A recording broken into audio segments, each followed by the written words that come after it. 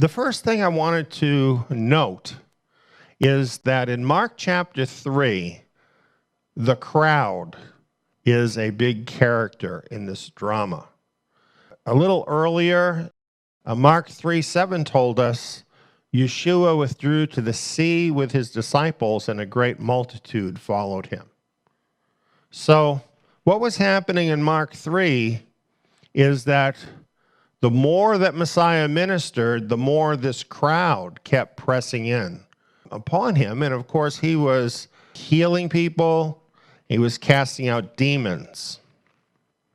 In verse 11 and 12, it says, the unclean spirits, whenever they saw him, fell down before him and cried, "You are the Son of Elohim." He sternly warned them that they should not make him known. So try to picture this as to what was really going on with this crowd. Not only were there people who had physical illnesses that he was healing, but there were a lot of people that had demons. And these demons were not quiet. They were harassing him. Now, how do you think they did that? Why, they did it through the people. They spoke out of the mouths of these people. That's how they did it. If you saw that happen, would you understand that's a demon talking? Or would you think that's just the people talking? You see, there's a certain level of discernment in even understanding the story, isn't there? Two people could be standing there watching all this happen. And from one point of view, they're just seeing this unruly crowd. From a spiritual point of view, they can see the influence of the demons in that crowd. I think that's something to take note of, because I think that is still happening. You know what? The truth is, a lot of people are demonized, and it's increasing. You go out shopping, and there are demonized people around you. You can go anywhere almost out in the world. There are people who are practicing witchcraft. There are people who are involved in sorcery and all kinds of demonic activities. And the demons are an influence, and they know who you are. They knew who he was. They know who you are. Do you know who they are? Don't you think that would help to know who they are? Yeshua certainly did know who they were. And think of this now demon-infested crowd following Yeshua around and what that must have been like. It wasn't really a pleasant thing, was it? You don't have peace with a group of people where a lot of them are infested with demons. It's not a peaceful place. Here we have Yeshua with his disciples whom he called to him in the mountain. Why are they in the mountain? Well, they had left the crowd. They're trying to do some business for the kingdom apart from this constant clamor of the crowd. And it tells us in these verses that he appointed 12 of these disciples, and he gave them authority. And he sent them out. And by the way, that is the root meaning of the word apostle, one who is sent out. He sent them out to proclaim. And to proclaim what? Why, we keep finding it through the Gospels, to proclaim the kingdom, the good news of the kingdom. You see, they were representatives now of the kingdom. They had been appointed as representatives of the kingdom. And in verse 15, he gave them authority. So they weren't free agents who were doing their own thing. They were representatives of Messiah and of the kingdom, and they had authority from him to heal and to cast out demons, to do what he was doing. And it goes forward there and it names them. What's really happening here? Well, we're seeing Messiah coming to grips with the spiritual forces of darkness. And that was really an immense force there in Israel. There were many people who were under the influence of demonic powers. And here now, for the first time, he is appointing other people to do what he is doing. And he's giving them authority to do it. Now, it doesn't mention it here, but of course, we know what happened. And that is, he knew he was going to be going back to his Father in heaven. And he was leaving these 12 to carry forward the light of the kingdom into the world. And that is what happened. So I represent that as him lighting a light, raising up a light against the darkness that was in Israel at that time. Next, it tells us he came into a house, and the multitude came together again, so that they could not so much as eat bread. So here he is, coming into a house, and here's the multitude with such a clamor that he and his apostles can't even eat.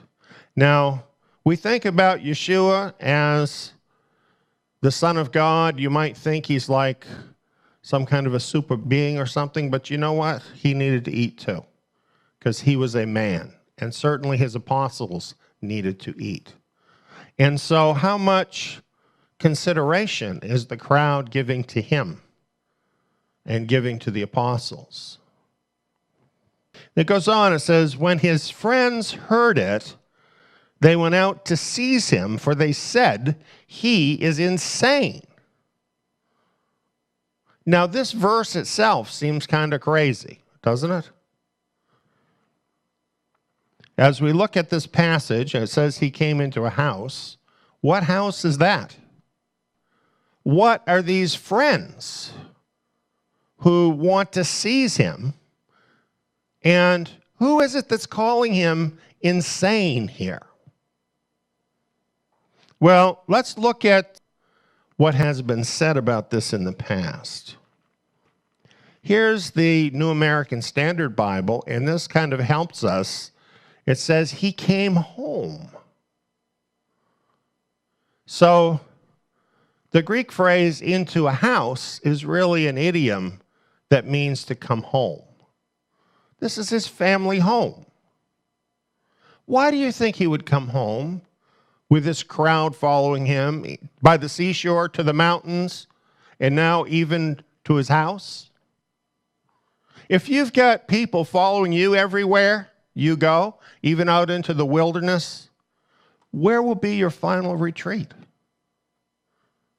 Isn't it going to be your home, maybe your family, looking for a place of some peace and rest? That's where you would go. So that's where he actually went. He went home to his family. And the very fact that he did that tells you what about his relationship with his family? Obviously, if he's seeking some peace and security at home, he's on good terms with his family, right? Well, let's continue on.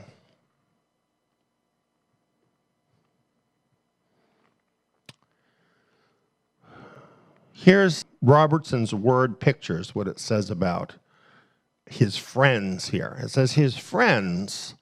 The phrase means literally those from the side of him.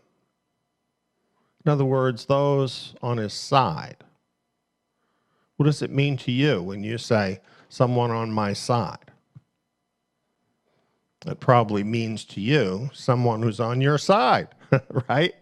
Someone who's supporting you, somebody who agrees with you. That's what the term actually means. And it goes on here saying, this most likely means his kin people or family. So he comes home. Then there's these people who are on his side, most likely his family. What are they doing? Well, Mark 3:21, when his friends heard it, they went out to seize him, for they said he is insane. Well, that sounds kind of weird, doesn't it? Doesn't sound like it fits with the story. And then in Mark 3:31 it said, his mother and his brothers came, and standing outside, they sent to him, calling him.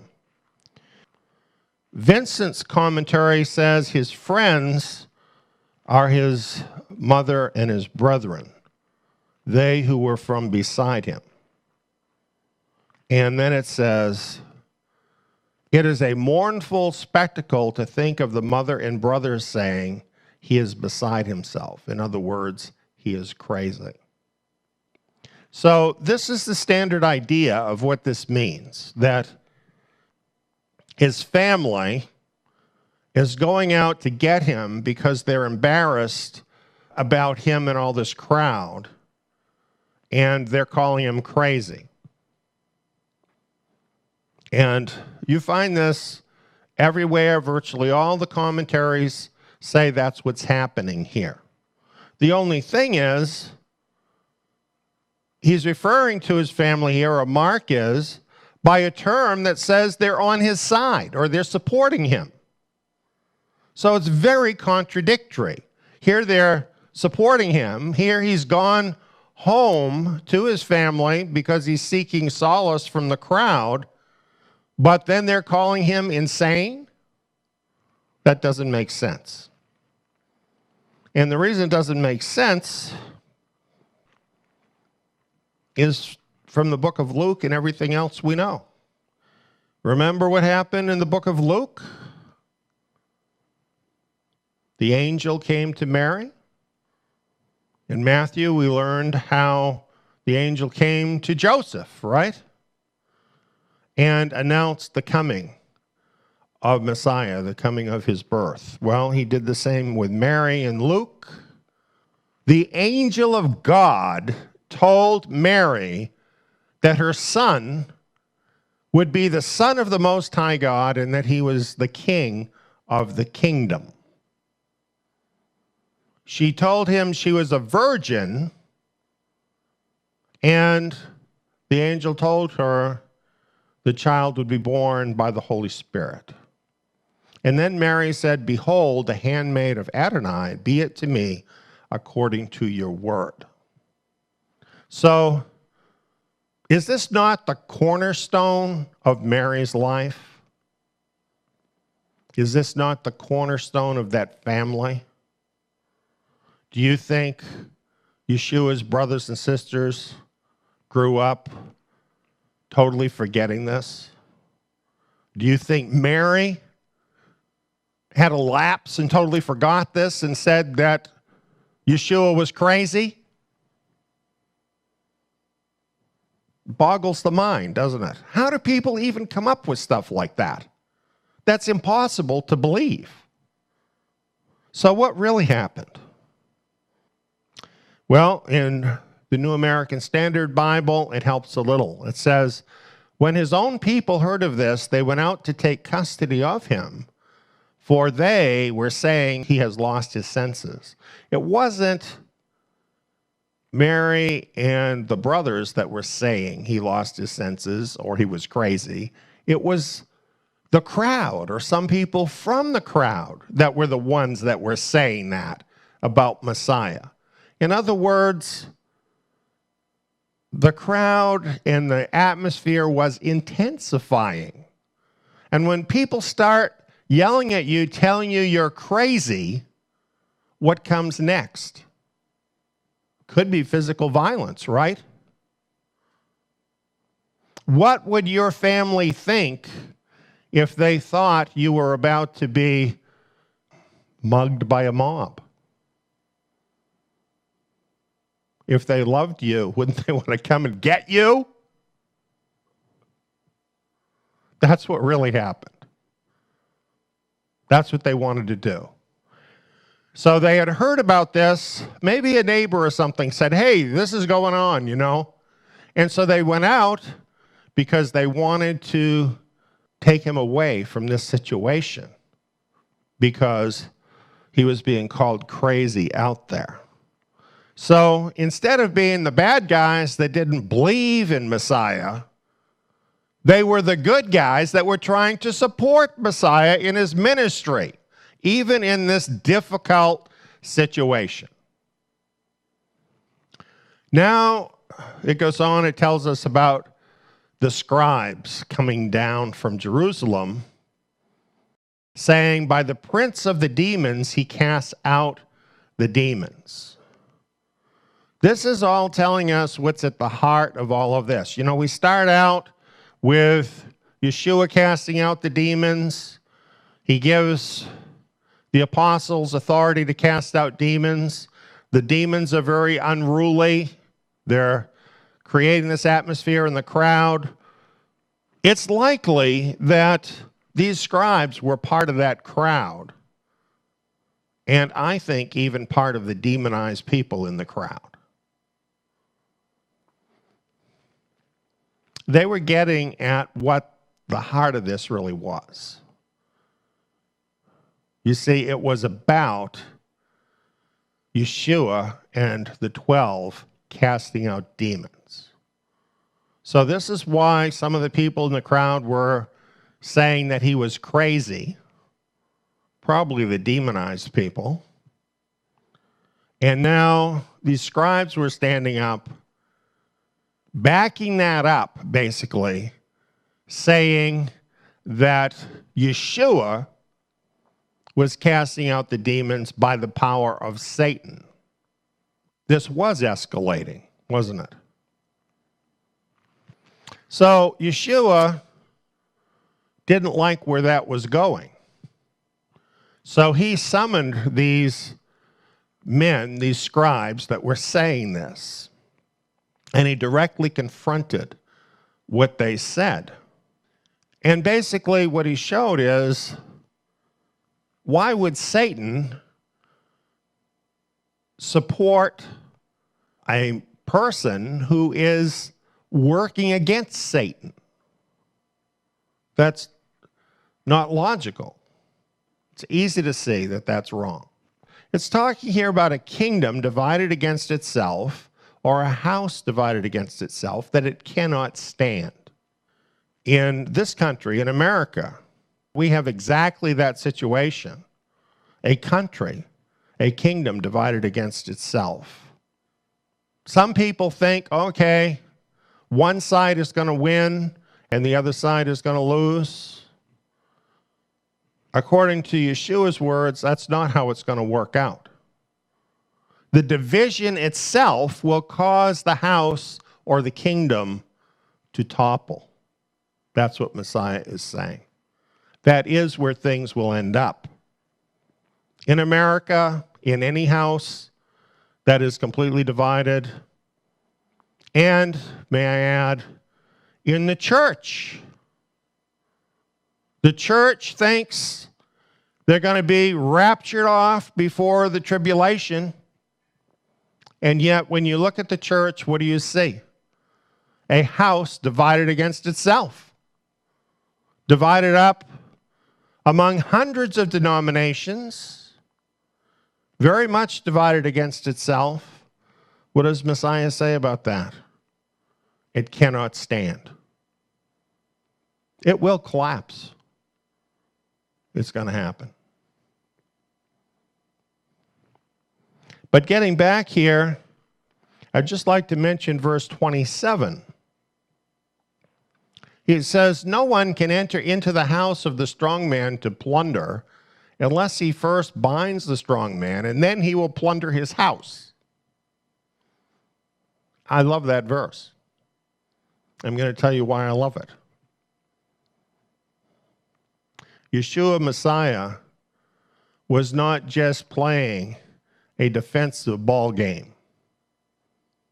He wasn't just engaging with the darkness to defend himself. He wanted to plunder Satan's house. Do you get the difference? Do you understand why they were all clamoring against him, calling him crazy, saying that he was from Satan? The very people who were from Satan were saying he was from Satan. Does that all sound familiar? It's because he was bringing it to the enemy. He was binding the strong man so he could plunder his house. And that's what he was doing. Out of that unruly crowd, okay, there were people responding to Yeshua Messiah. Yeshua was binding demons and he was plundering Satan's house, setting people free to be part of the kingdom. I think that's pretty cool. In fact, I think it's so cool, it's exactly what I want to do. It should be exactly what every follower of Yeshua Messiah wants to do. We want to plunder Satan's house. Don't you agree?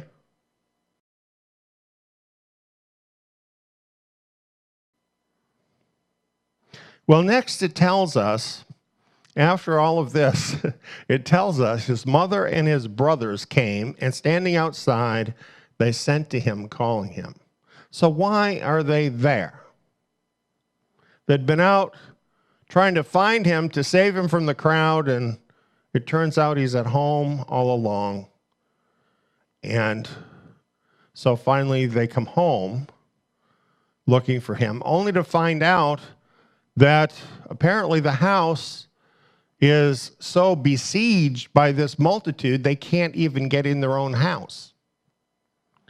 So they're calling from the outside to Messiah. Meanwhile, inside, it says a multitude was sitting around him, and they told him, "Behold, your mother, your brothers, and your sisters are outside looking for you." Well, the first thing we know here is a multitude cannot fit inside a house, right? So this is not the entire multitude. This is some of the people from the multitude. Those people whom Yeshua Messiah admitted to the house.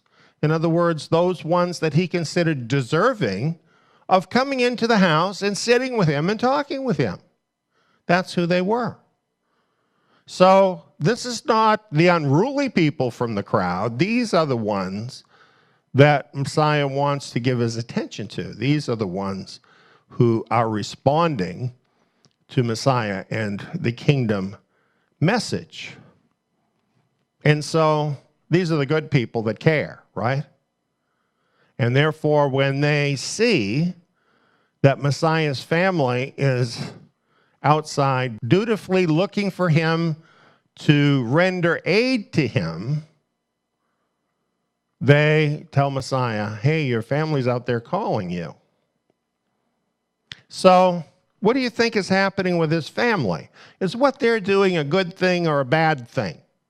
Are they trying in some way to make Messiah look bad or to stop him from what he's doing?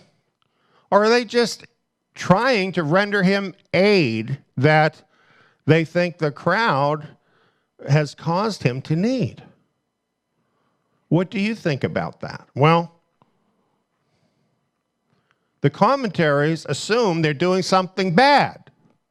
They can't really tell us what's bad about it, because what's so bad about your family caring about you? But that's how they see it. And this is where Messiah speaks up. He says to these ones who are sitting with him and are telling him about his family, he says, "Who are my mother and my brothers?" Looking around at those who sat around him, he said, "Behold, my mother and my brothers. For whoever does the will of Elohim, the same is my brother and my sister and mother." So let's take a closer look at this. You know, there's two ways to see this. And for a very long time, the standard line about this has been very negative to Yeshua's family. It's as if he's kind of shaming them in some way. So is this a slam against his family, as if they're not doing the Father's will? Well, let's recap. When he's wanting a place of security from the crowd, where does he go? To his family. They're described as being the ones who are by his side. That sounds like they're supporting him. And they're going out to help him. And that's why they're there. And they're showing an interest in him and in his welfare. So, for what reason would he be slamming them? Could it be that when he says, "Who are my mother and my brothers," what could he really be saying? Who are they really? Look at them. Who are they?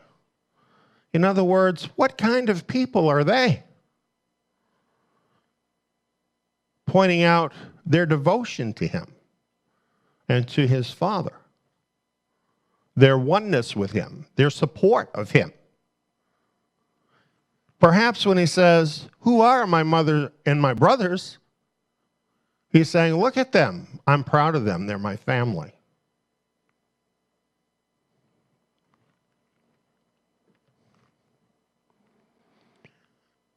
And then he says, looking around at those who sat around him, he said, "Behold, my mother and my brothers. For whoever does the will of Elohim, the same is my brother and my sister and mother." Okay, so some people see this as criticizing his family. But could he really mean this? Could he really be saying to them, "You're like my mother and my brothers if you do the will of the Father like they do"? In other words, pointing to his family as an example of people who are doing the Father's will and saying, everyone who does that is part of my family.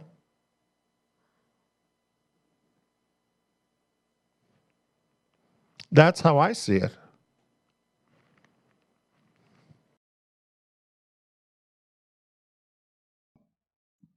What was the big concern going on right at that time? Well, 7 verse 1 mentions this concern, even though in John 6 it didn't really talk about it much. But it says, after these things, Yeshua was walking in Galilee, for he wouldn't walk in Judea because the Judeans sought to kill him.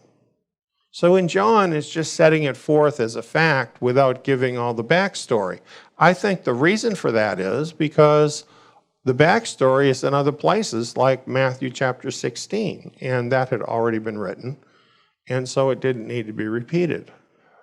Let's look at Matthew 16 and see if it speaks to this issue at all. As you read through Matthew 16, you get to Peter's confession, "You are the Messiah, the Son of the living Elohim." And then it's narrated after that happens, says, from that time, Yeshua began to show his disciples that he must go to Jerusalem and suffer many things from the elders, chief priests, and scribes, and be killed, and the third day be raised up. So what we see here, it was right during this time, just before John 7 starts, that Yeshua started telling his disciples, essentially, there's a plot to kill me, and it's going to happen. They're going to kill me, and then I'm going to be raised from the dead on the third day. That's what he started to tell them. So, clearly, this was a big thing on his mind, and it was a big thing on their minds. So, from the information we have so far, we want to ask the question, did Yeshua's disciples believe in him? And of course, John 6:69 says, we have come to believe and know that you are the Messiah, the Son of the living Elohim. And considering so many had left and they stayed, we have to accept this confession as a real confession of what they believed. They believed that he was the Messiah and the Son of Elohim. And yet, we ask the question, did Yeshua's disciples believe there was a plot by the religious leaders to kill him, that they would succeed, and that Yeshua would be raised from the dead? And the answer is clearly no, they didn't believe that. When I see that, my head goes like that. Because so many people think that belief or faith is monolithic. It's like a big rock in the middle of the room. It is what it is. But belief doesn't work like that for people. Belief doesn't work like that. You can come to believe in Yeshua as the Messiah and yet not believe everything he says. And you know what? I don't even want to say that to you, but I have to because it's true. It's what happened with his disciples. Because right after Yeshua said what he said to his disciples, told them what was going to happen, Peter took Yeshua aside, okay? Peter is taking Yeshua aside. The student is taking the master aside. And basically saying, you just made a big mistake. That'll never happen to you. That couldn't possibly happen to you. Did Peter believe it? Clearly, Peter did not believe it. And I think the reason he didn't believe it is because the fact was so clear to him that Yeshua is the Messiah and is the Son of God, that it's unthinkable that these things could happen to the Messiah and the Son of God. So because of that, he doesn't believe what the Messiah just said to him. Is that logical? People aren't logical. I'm sure that's not a big news flash, is it?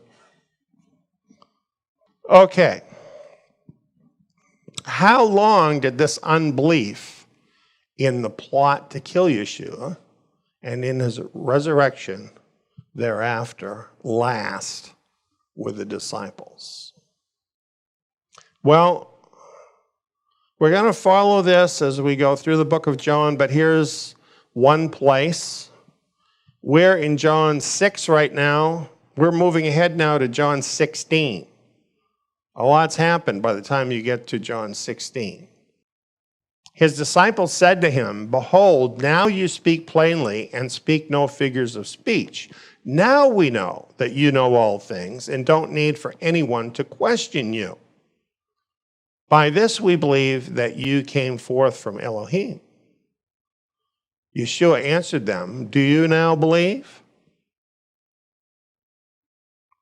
They did believe, but you know what? Their belief was iffy. And just now they're getting to the place of saying, oh, you don't need anybody to question you. So obviously, up to now, they weren't totally on board with his program, right? They believed who he was, but they weren't believing everything he was saying. And so they continued to be questioning him. And now they say they believe, but then Yeshua says, do you now believe? And then he goes on and tells them, you will be scattered, everyone to his own place. You will leave me alone. So their belief, though real, was far from perfect faith. Far from perfect faith. And then, amazingly, in the very last chapter of Matthew, the resurrected Yeshua Messiah is appearing to the 11 disciples, and it tells us some doubted. Doubted. Doubts. They had doubts. Yeshua Messiah, the resurrected Yeshua Messiah, holds in his hands and feet, scar in his side, hem in his body is standing in front of them, and yet some doubted. Is this really that shocking? Do you have perfect faith?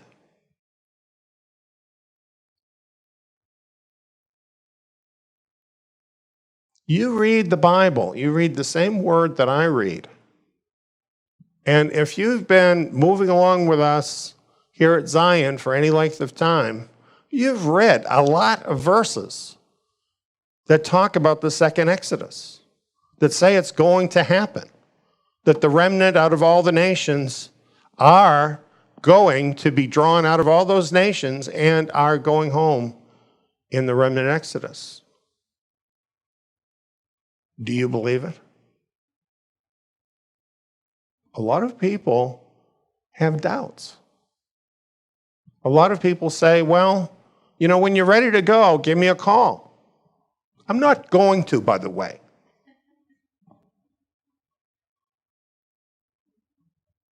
I'm not going to call you. Not like that. Not if you just disappear and do your own thing, and then if it happens, you want me to call you. I'm not sure that those are the people that Yeshua wants to bring home in the second Exodus. What do you think? That's a lot like the people in the first Exodus, isn't it? And how did that work out for that generation? So really, on the one hand, we look at this and we say, oh, this is really something that the disciples doubted and all of that. This is what's normal. I'm not saying it's what's right or good. I am telling you, with fallen human beings, this is what is normal. We just mentioned the whole generation that Yahweh took out of Egypt. What did they see? Right? The amazing 10 plagues that Yahweh brought on the gods of Egypt. They saw Yahweh with a strong hand deliver them. They saw the Red Sea parted. And they were delivered. And after that, time after time after time, they would not believe what Yahweh said. We must come to grips with this issue of doubts. Because doubting can cause the ruination of your life. If you think of what happened to that generation that came out of Egypt, that's a perfect example, right? Because they could have had this glorious testimony where they entered into the promised land, took the promised land as their own, had those homes to live in, had a wonderful life, and glorified Yahweh by what they did. And instead, because they doubted, they lost it all. And they wandered in the wilderness for 40 years until they died. Were they Yahweh's people? They were. They were Yahweh's people. They knew Yahweh was real. But that's not the same, is it, as doing his will? So they missed out. So this is an issue. You know, the fact that people have doubts. On the one hand, we can expect people will have doubts. Some people will have doubts. But on the other hand, it's pretty scary. It's pretty scary as to what it can mean, and especially where we're at in the stream of time right now. Well, there's some more.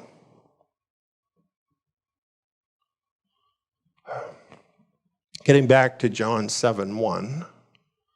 As we begin, Yeshua knew of the plot by the religious leaders of Judea to kill him and was avoiding them because it was not yet his time.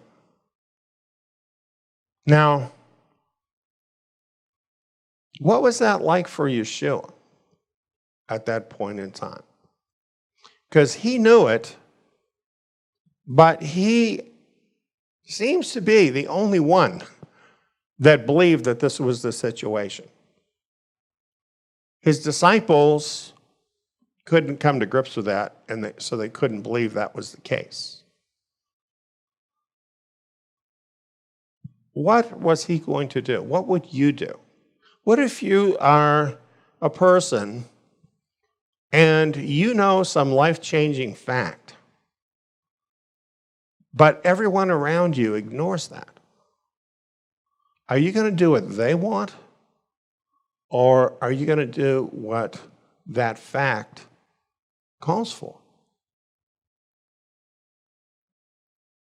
A lot of us don't have that strength in ourselves where we will do the right thing against the opinion of others around us.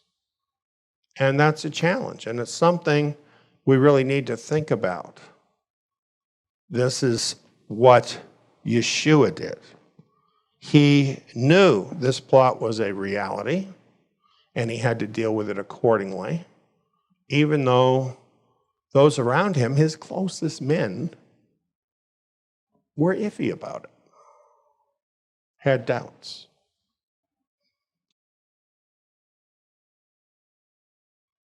In John 7:2-4, we have Yeshua getting advice from his brothers.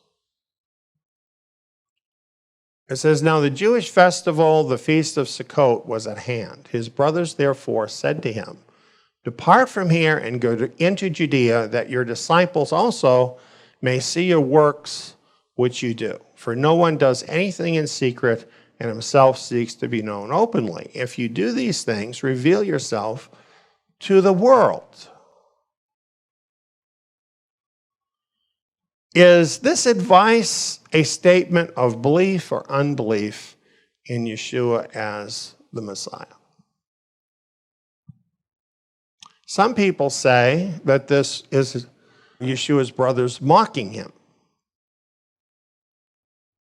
But to me, statements like "the works you do, reveal yourself to the world," are evidence to me that they believed in who he was. Just like the disciples, by the way, just like Peter confessed him as the Messiah, that they believed in him as who he was. But they had a different standing with him because they were his family. They were his brothers. And if you have brothers, sometimes your brothers can get a little pushy with you, telling you what you ought to do. And that seems to be what was happening here. Well, what else have we got here? Some facts about Yeshua's family. The biggest thing we find here in John chapter 2 is that Yeshua's family were involved in his ministry from its very beginning. His ministry began actively with his miracle at the marriage feast in Cana. And if you remember right, his mother basically launched that miracle, right? She says to Yeshua, Yeshua, they have no wine.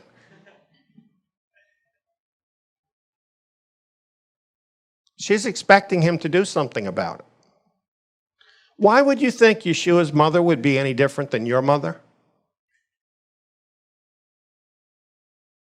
Right? She's acting exactly like a mother. That's not a big surprise because Yeshua was part of a real family. Is there anything about that statement, though, that says she didn't believe in Yeshua? Or is it not exactly the opposite? Is it this very statement a statement of faith? Like, Yeshua, I know you're the Messiah and you can do something about this. Isn't that right? And you know what? As you read through the scriptures, you read through the prophets, what you're going to find is Yahweh loves it when people do this. For instance, what about Abraham challenging Yahweh and says, well, what if there's 10 righteous men in the city? Are you still going to destroy all those people? That's a statement of faith, not unbelief. That's a statement of a person who's in a real relationship with Yeshua, the pre-existent Yeshua, who feels free to speak his mind. Isn't that what it means in John chapter 4 when it says the true worshipers will worship the Father in spirit and in truth? You don't have to be afraid to say the truth of how you really feel to Yeshua. And I will tell you this, if you're wrong, he'll tell you. He'll let you know. But he won't harm you because you have an opinion. Here, he set his mom straight about this. But the point is, his family was involved. Now, there in John 2, it goes on, it says, this is the beginning of his signs. It mentions that the signs revealed his glory. Glory as whom? The Messiah, the Son of God. It says his disciples believed in him. And then it says he went down to Capernaum, he and his mother, his brothers, and his disciples, and they stayed there a few days. Yeshua's ministry started with his family as a part of it. So obviously, they were not opposed to Yeshua, to his ministry, or what he was doing. They, in fact, were a part of it. They felt they had a personal stake in it. And they acted like a family, and they let him know what they thought. That's what families do. Well, after this, we have this comment, for even his brothers didn't believe in him. Well, some people really like to run down Yeshua's family. And this is one of the verses they like to point to. Oh, see that? His brothers didn't believe in him. Even though in the same book of John, over and over again, it's telling us that the disciples didn't believe in him. So somehow it's okay they didn't believe in him, but it's bad that Yeshua's brothers didn't believe in him. But in what sense did they not believe in him? Did they not believe that he was the Messiah? Well, look at Yeshua's answer. It says, Yeshua therefore said to them. So the word therefore means that Yeshua is responding in context to the situation. That's very important. Yeshua therefore said to them, my time has not yet come, but your time is always ready. The world can't hate you, but it hates me because I testify about it, that its works are evil. You go up to the feast. I'm not yet going up to this feast because my time is not yet fulfilled. Having said these things to them, he stayed in Galilee. So you notice in Yeshua's comments, there's zero about saying, well, you should believe that I'm the Messiah. You don't believe that I'm the Son of God. It's not about that at all. Yeshua is talking about this issue having to do with going to the feast or not going to the feast. They didn't believe what Yeshua said about the plot, just like the disciples. And so they're telling him to do something different than what he knows he needs to do because he does know this plot is real. That's really the unbelief that it's talking about. So it's a limited thing. It's not believing something Yeshua said. Basically, what they were doing is sharing a strategy. And how I read this is they expected Yeshua to go up with them to the feast. And that's how it was normally done. Families normally went together to the feast, particularly the men. All the men were required by Scripture to go to the Feast of Sukkot. And so, no doubt, these brothers, along with Yeshua, had a history of going to Sukkot. So it probably feels really strange that Yeshua is saying, I'm not going to Sukkot with you.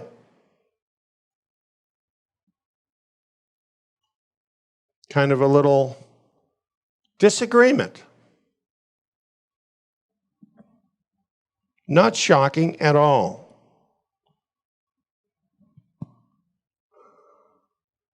We should remember about his brothers. We have this event in the book of Acts, chapter 1, and this was after the resurrection. The disciples, including Yeshua's brothers, his family, watched him ascend up into the sky. Then after that, they all returned to Jerusalem together, and they were gathered together there. It tells us who was there in that upper room at this time. Now realize the Holy Spirit had not yet been poured out upon them.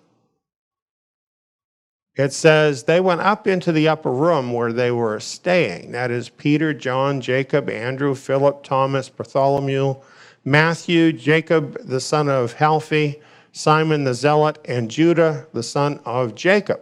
That's the 12 apostles, so actually 11 at that time. All these, with one accord, continued steadfastly in prayer and supplication, along with the women and Mary, the mother of Yeshua, and with his brothers. So it's pretty clear that the disciples and Yeshua's family are all in one accord together, praying after they saw this. Clearly, they're believers. And as we go along, in the scriptures, we find the books of James and Jude. These are Yeshua's brothers, Bible writers. And of course, James was the leader of the Nazarene movement that was headquartered in Jerusalem. So I think it's a misreading of things to say that his family were not believers. So we have this conundrum again that people have trouble with. How could the disciples and Yeshua's family believe in him while not believing everything he said? And the reason is there are different levels of belief. It's interesting, Yeshua, when teaching, mentions how Yahweh takes care of everybody, how he even clothes the grass of the field, the birds, and so on. And he says, why don't you believe that he'll take care of you, you of little faith? See, it's possible to have just a little faith. don't put down a little faith. Because Yeshua said, if you have faith like the grain of a mustard seed, you can say to this sycamore tree, be uprooted and be planted in the sea, and it would obey you. Even a little faith has power. That might be the faith that people have when they first come to faith in Yeshua as Lord. They put faith in that. But when they do they have faith in everything that he said? They probably don't even know and understand everything that he said.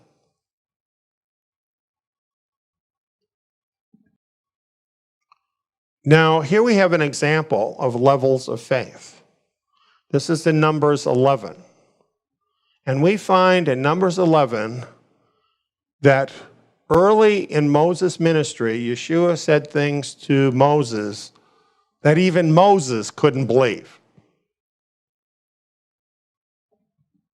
And basically what Yeshua said is he was going to feed the whole nation of Israel for a month. So much meat that they couldn't even stand it anymore. So Moses is responding to what Yahweh had said. Moses said, the people among whom I am are 600,000 men on foot, and you said, I will give them flesh that they may eat a whole month. Shall flocks and herds be slaughtered for them to be sufficient for them? Shall all the fish of the sea be gathered together for them to be sufficient for them? Yahweh said to Moses, has Yahweh's hand grown short? Now you will see whether my word will happen to you or not. Guess what Moses saw happen? That's what builds faith. When you actually walk with Yahweh, you will have doubts. He will tell you things, and you're going to think, how could that possibly happen? And then you'll be shocked when it happens. And when you see this happen enough times, your faith increases. This experience with him over time increases your faith until you get to the place that, if he tells you something that nobody else would believe, you'll believe it because you have this experience with him. This is what happened to Moses. As Moses walked with Yahweh and saw him always keep his word, even when it seemed totally outrageous, he still kept his word. Moses came to believe every word. Every word. He didn't have to know how it was going to happen. He got to the place where he stopped asking the questions, like, Lord, how is that going to happen? He didn't say that anymore. He didn't know how it would happen, except that Yahweh said it, so it would happen. Well, it's great to have a strong faith, but it's even better to have a perfect faith. That's the highest level of faith, a perfect faith. Now, I'm sure we all would realize that Yeshua had perfect faith. But it's hard to think that imperfect people could have perfect faith. And we are imperfect. And yet, it is possible to grow to a place where you have perfect faith.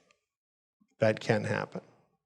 I think our example of someone who's an imperfect person with a perfect faith would have to be Abraham, wouldn't it? Yahweh tested him, tested his faith, until Abraham got to the place that whatever Yahweh said or required of him, Abraham believed him and would do it. That's what perfect faith is. Deuteronomy 18:13 says, you shall be perfect with Yahweh, your Elohim. It's talking about perfect faith, commanding us to have perfect faith. It wouldn't command you to have perfect faith unless it's possible. Proverbs 4:18, but the path of the righteous is like the dawning light that shines more and more until the perfect day. That's how it works. As you move along with Yahweh, as you get to know His Word better and better, it's like the dawning light. It keeps getting brighter and brighter. Your faith keeps increasing and increasing until it's the perfect day. It's fully surrounded in light. Job 13:15, I like how the King James Version puts it. Job says, though he slay me, yet will I trust in him. I believe that's perfect faith. That, by the way, is the faith of Yeshua Messiah, right? Because he knew it was the Father's will to slay him. And yet he trusted in him. What an amazing example of perfect faith. Do you know that there were others that followed Yeshua that had the same faith? Paul knew the end that he was going to come to, and some in Ephesus tried to prevent him from putting himself in the situation where those things would happen. And yet, knowing it would lead to his death, he went forward, knowing it was the will of his Father. He continued to trust him, even knowing how things would end up. That's a perfect faith. In summary, we found that Yeshua's brothers, like the disciples, could not believe in the imminent death predicted by Yeshua. They just couldn't believe that would happen to him. However, they did believe in him as the Messiah and showed it by supporting him from the start of his ministry in Cana all the way through his death and resurrection, and thereafter as leaders of the early Messianic assembly. The story from Mark 3 reveals demons in the crowd seeking to harass him. A demon-infested and needy crowd, some of whom were calling him crazy and chasing after him so that he could hardly eat a meal, although there were some worthy ones among the crowd. And we have the scribes who attributed his power over demons to the devil. So this is the battleground that Messiah was dealing with. And not an easy thing to be doing, to deal with, but he was dealing with it very effectively. On the other side, we have the kingdom power of Messiah to cast out the demons. We have Messiah giving the 12 kingdom authority against the darkness that would remain even after he was gone. That's very important.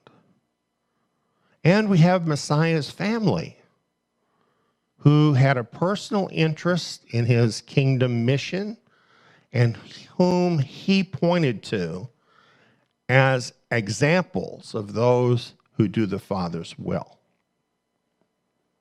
So we have here now a company that has formed in this battle against the darkness that he has formed, and that is Messiah himself, Messiah's family, and the apostles whom he appointed.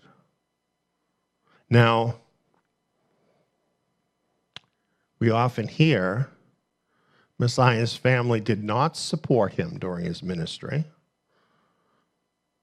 This is incorrect if we understand these verses correctly, and inconsistent, because on the one hand, we have Mary saying, behold, I'm Adonai's handmaiden, and then we have her saying to Messiah that he's crazy. That doesn't make sense. And then after the resurrection, now she's a believer along with the family. So for some reason, we have the family believing in the beginning, we have them not believing, and then later on, we find them clearly in the book of Acts and elsewhere believing. That's not the story. Where did that come from? Well,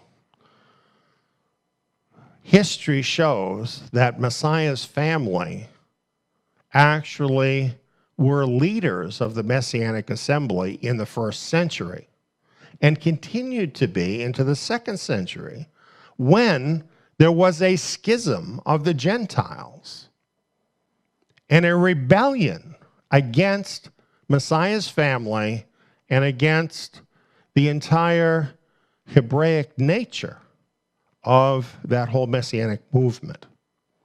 In other words, they were starting something new. So, who represented the opposition to those people? Was it not Messiah's family?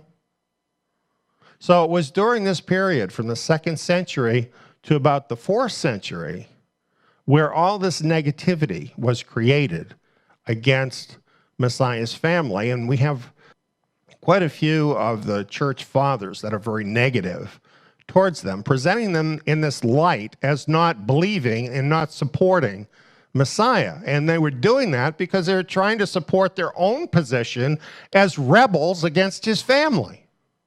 That's why we have these ideas today. And they have persisted on down through time. Now, once you get past that period and the Catholic Church arises, and now they have undisputed authority and power, they're not fighting against the family anymore. Instead, now they want to make Mary the counterpart of the goddesses that the pagan people worshipped, the Queen of Heaven. So then you have the Catholic Church making Mary the Queen of Heaven and imputing to her all of these godlike powers. So this happened later. And this is why you have this whole jumbled message about Messiah's family. Historically, this is how it all came about. Now, I'm not saying that Messiah's family didn't have challenges in dealing with everything that was going on. If something like this is happening in my family, I can guarantee you I'll be spending a lot of time in prayer, and I'll be struggling to deal with it all. And I think you'd expect that to happen. But what the true story is about them is that Yahweh chose that family to bring Messiah into the world because they had been prepared for that purpose. They knew what they were doing. They gave support to the Messiah, so much so that they were given the leadership over the assembly after he was gone. That's the real picture. And what does all of that mean? What is all that about? Well, what that's all about is a flame, lighting a flame against the darkness. Messiah put this all together. Messiah, his family, the apostles, so that there was an authority structure of unity. You know what he said about a house divided against itself cannot stand? Well, that was true of the Messianic assembly too. And in the 1st century, they were united in this kingdom authority structure that Yeshua, Messiah, and his Father had raised up for renewed Israel. So, just an interesting look at the very beginnings of that starting to form during his ministry.